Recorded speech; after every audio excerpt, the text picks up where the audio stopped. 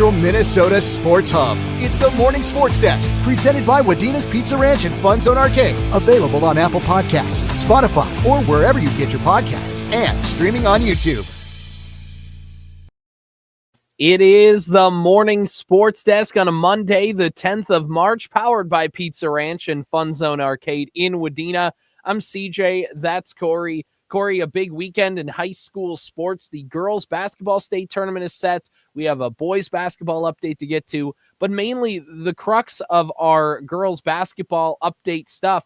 Zeke had a good write-up at Radio-Wadena.com, Corey, talking about our section champions, Walker Hackensack Akeley taking section 5A, West Central Area taking section 6A, and talking about their matchups and all the things that are going on in their final rounds. Minnewaska area out of 3AA, Sauk Center out of 6AA, Crosby Ironton out of section 7AA, and Barnesville winning 8AA, and of course Alexandria in 3AA, Brainerd in 4AA. There's a whole lot of girls basketball representation from Central Minnesota down at the state tournament this week. As there always is, and like you mentioned, that full write-up at WadenaRadio.com. It's going to be a stellar girls state basketball tournament. We've talked about this now for a number of years, and it ebbs and flows, but we are in a strong state right now of the premier players in the state are on that girls basketball side of things, and all the best girls basketball individual players are playing on the best teams and are going to be at the state tournament yet again. So looking forward to what should be some pretty dynamic state girls basketball games. Is this a good reminder that if you have a smart TV, put the KSTP app on your smart TV so you can watch those televised games. If you're like me and you don't have like a basic cable, you are an internet TV user like YouTube TV, and you have a smart TV, KSTP. This sounds like a shameless plug for our Hubbard television sister station, KSTP, but all the televised stuff will be on that app. Downloaded. It was a lifesaver for me because I remember being very mad. Like, I'm not going to be able to watch any of these state tournament games. That's going to be a huge bummer. And then lo and behold, I could. It's for free. And I know that there's a lot of people complaining about the hockey broadcast because I think it crashed out a couple different times. One, that's the state hockey tournament. A lot of people were watching, turns out. And two, the app is for free. So you can complain. I don't have anything behind it. Complain about the Twins when the Twins app doesn't work, then you are totally and painfully correct in complaining about that one. Right. Yeah, this one, I mean, the free app so you can watch your one thing a year. It's fine. It's okay. And it's the state boys hockey tournament. That's just almost not even a fair. I understand the interest in that tournament and what a tournament it was. That thing was just overloaded. By the way, Walker Hackensack Akeley, the 8 seed, they're going to take on Goodhue, the 1 seed on Saturday. Cromwell Wright, the 5 seed, taking on West Central Area, the 4 on Thursday at 1 o'clock. And then, of course, Minnewaska Area, Sauk Center in the 4-5 matchup. Barnesville, the 7 seed, will be taking on 2-seeded Crosby Ironton. Of course, Providence Academy, the number 1 seed in that bracket. Alexandria Area, a little shocker, getting the 5 seed. They're going to take on 4-seeded De La Salle at noon on Wednesday. Brainerd, the 5 seed, taking on Lakeville North, the 4 seed on Wednesday at noon. Games going on at Maturi Pavilion and Williams Arena, respectively. Zeke has the write-up at WadenaRadio.com, the place to check all that out. All right, Corey, one other thing. We need to recap some boys basketball over the weekend. So we are covering 2 teams locally on our Hubbard Radio Wadena stations, and you had one of them, Staples-Motley versus Barnum from Hermantown. He made the big drive over. Was it worth it? It was if you were a Staples-Motley fan, it was worth it for me no matter what, because I got to watch some basketball. But the Cardinals come out big winner, 67-45. The first upset in the 7AA boys bracket. Hermantown hosted all 4 of the quarterfinals on Saturday, and they all went chalk, and they all went significant as far as margins of victories. It was pretty big, let's put it that way. Yeah. Esco beat Pillager 72-50. Pierce beat Moose Lake Willow River 79-52. Pequot Lakes beat Duluth Marshall 73-28. And then Staples-Motley beat Barnum 67-45, which is a significant margin, but it is an upset. The 6-seed Cardinals over the 3-seed Barnum Bombers, whom I called Bram roughly 600 times throughout the broadcast. So my apologies to all the maroon and gold in Barnum for that one. No apologies whatsoever for Barnum. No, done. They lost. If they want to win, tell them that next year you'll call them Bram if they you call them Barnum if they win. They're Bram now. The Cardinals played really well. There's just nothing else to say about it. It was a nice matchup. Talking to Coach Quall before the game, he specifically said, we think we match up very well against this team. And I like to ask coaches off the record certain questions that but I'm gonna remove this from the off the record category to on the record because of the way he answered it. I was like, so do you think, it's a 3-6 matchup? You're seated that way for a reason. Like, do you think you can actually take this one? Or is this one of those games where if like 6 ifs happen, you can take it? You can like squeeze this one out. And he looked me dead in the eyes and goes, oh no, we can win this game. Yeah. And he was absolutely right. They played a really nice basketball game. I do want to, as an aside, just call out one player for Staples-Motley, if this is okay. And I'm going to tease him a little bit, but also want to credit him a little bit for his. Josiah Burton is a sophomore post player. He is really in the previous 2 years, in the past 2 years, from the beginning of last season to the end of this season, he has grown by leaps and bounds and has turned himself into a really nice basketball player. He's a big post, big center, good athlete, good hands. He does all the things you need him to do. So that's the compliment. It's really been fun watching him grow as a basketball player. That's the God's honest truth. He fouled out in one of the earliest foul outs I have ever seen in a high school basketball game the other night. And he played his tail off. He really did. He also had to guard a 6'6" behemoth for Barnum, which is just a really tough match. I mean, whatever. If you ask Cardinal fans and coaches and players, there was probably at least one cheapie. I think they would argue there were probably 2 or 3 cheapies that were called against him. I am not going to say either way what I thought from as far as how those went, but I can tell you that at the end, whether you thought they were cheap or not, they added up to 5 total fouls. And I think with like 8:46 left, he fouled out of that game. I've been at this radio station for 12 years now, and I've been calling games for approaching 15 years. And I've been watching basketball my entire life. I think fouling out at the 8:46 mark is the earliest foul out I've ever seen.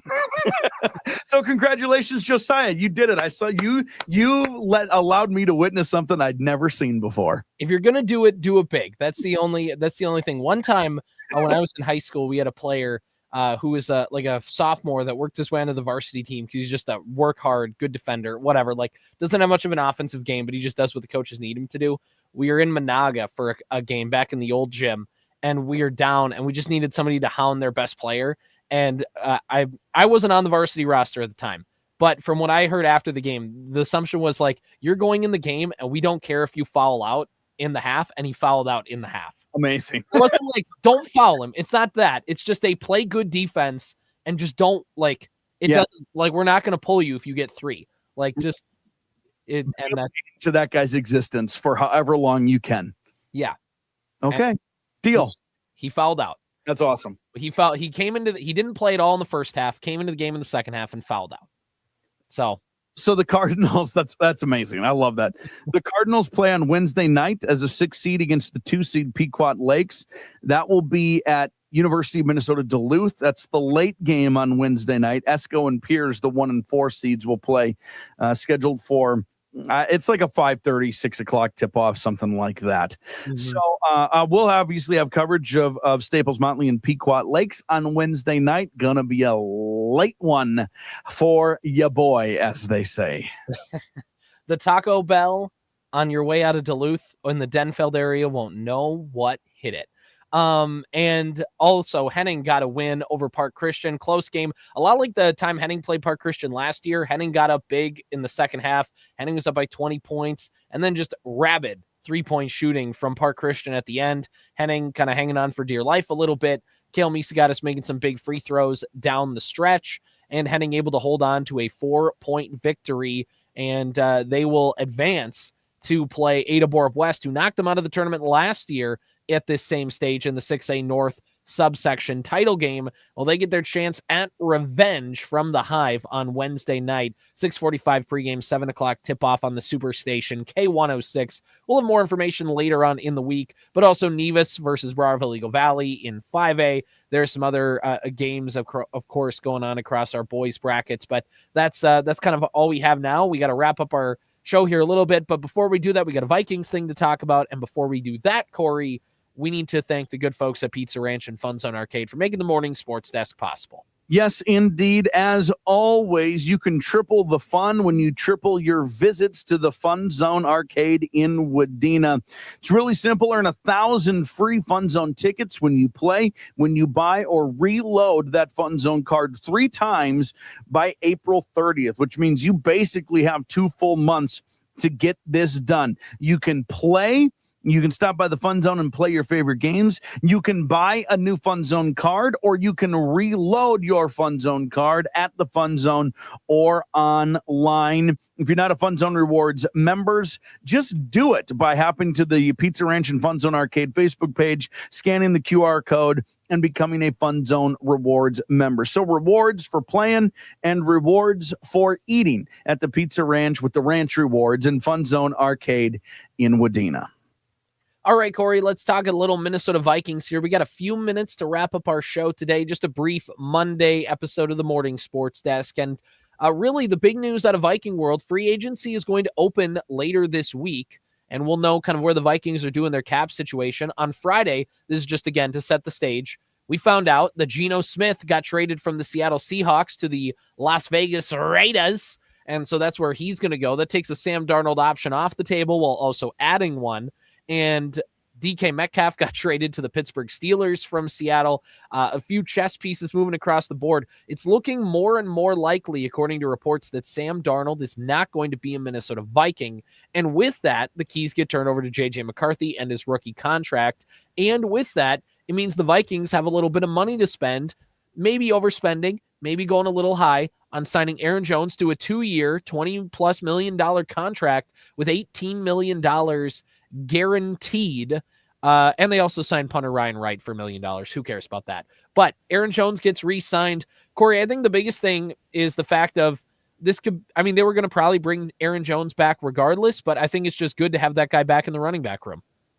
Yeah, and there is it's an important piece, be it you have to sign a quarterback who hasn't been there before and hasn't been in that offense. Aaron Jones is a wonderful safety net. Having a good running back, having a good tight end in Hawkinson, like those sorts of things are important for somebody new into the fold. They're also important for what is essentially going to be a rookie quarterback if JJ does take over the reins of that position. You always have a guy you can trust in the backfield to protect his backside or dump off to, or just, you know what, we're going to run a draw on 3rd and 6 to keep everybody safe and keep our hopes alive for the next possession. I have no issues with any of that. No, and I think the biggest thing, too, is pass protection is another one. Aaron Jones, they obviously trust in pass protection. If you have a rookie quarterback, giving him a rookie, or, you know, like we said, essentially a rookie quarterback, and they'll probably draft a running back or at least sign like a highly coveted undrafted free agent. Like, there's a million backs in this draft. Right. They are going to add one,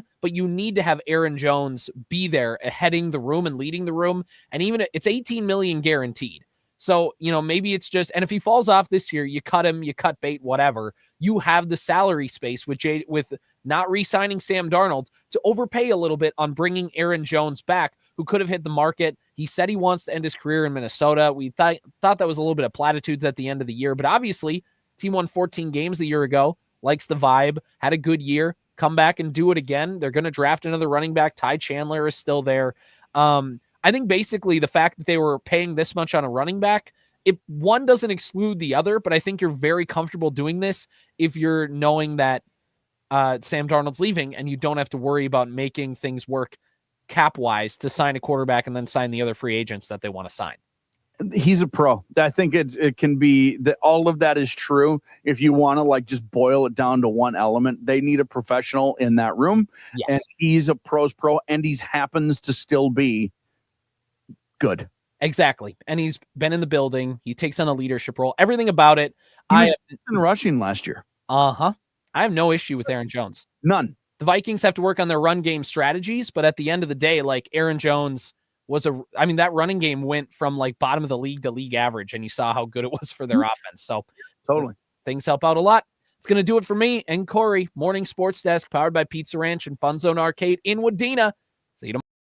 Powered by Wadena's Pizza Ranch and FunZone Arcade. Follow the Morning Sports Desk on Apple Podcasts, Spotify, or wherever you get your podcasts. And watch every show on YouTube.